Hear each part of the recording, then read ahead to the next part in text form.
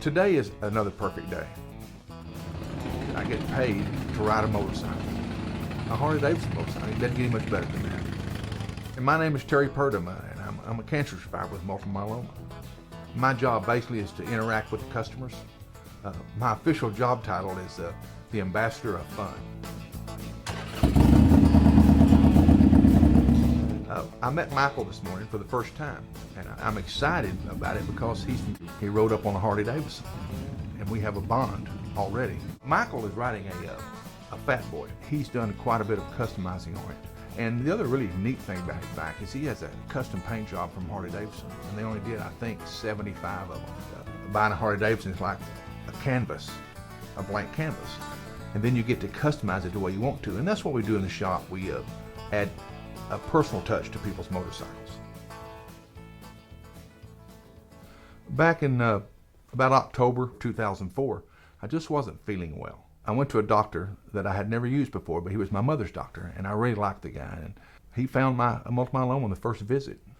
So of course the first thing I do is I go home and Google my disease. Well, I tell people now, don't ever Google your disease unless you have a doctor sitting next to you.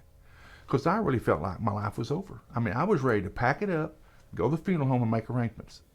I was sent to visit with Dr. Mandel, a hematologist, and we had a great relationship right from the start. And he says, Terry, you have multiple myeloma. I looked at him and just smiled. And he looked back at me and says, Terry, I've never had anybody smile at me when I told them they have a terrible disease. And I haven't quit smiling.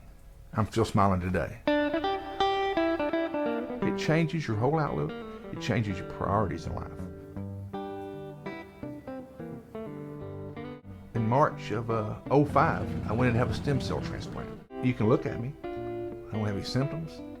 It's been a perfect thing for me. And it's funny, my doctor one time told me, he says, you know, you are the poster child for treatment for multiple myeloma. It's not a life-ending disease.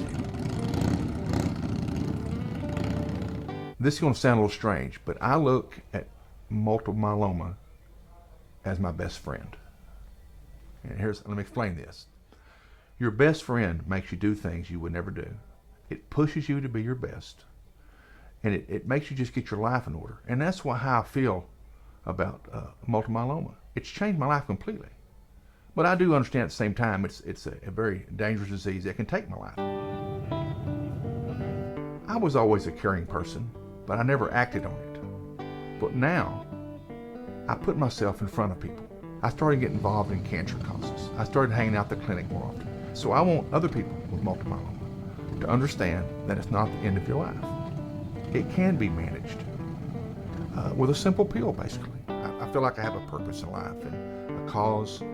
And right now, talking to you, I'm starting to have this feeling of sharing my story right now.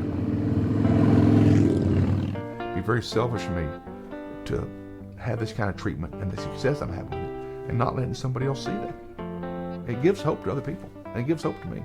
And if I can help one other person deal with cancer, and especially multiple myeloma, they can look at me and my life's complete. This is the Center for Cancer and Blood Disorders.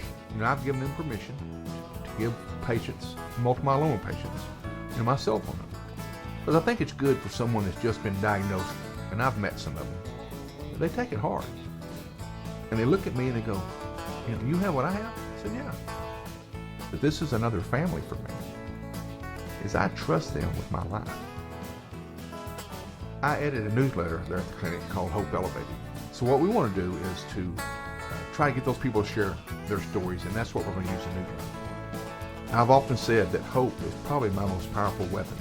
Multiple myeloma may be what takes my life in the long run. But I'm not going to let it have today.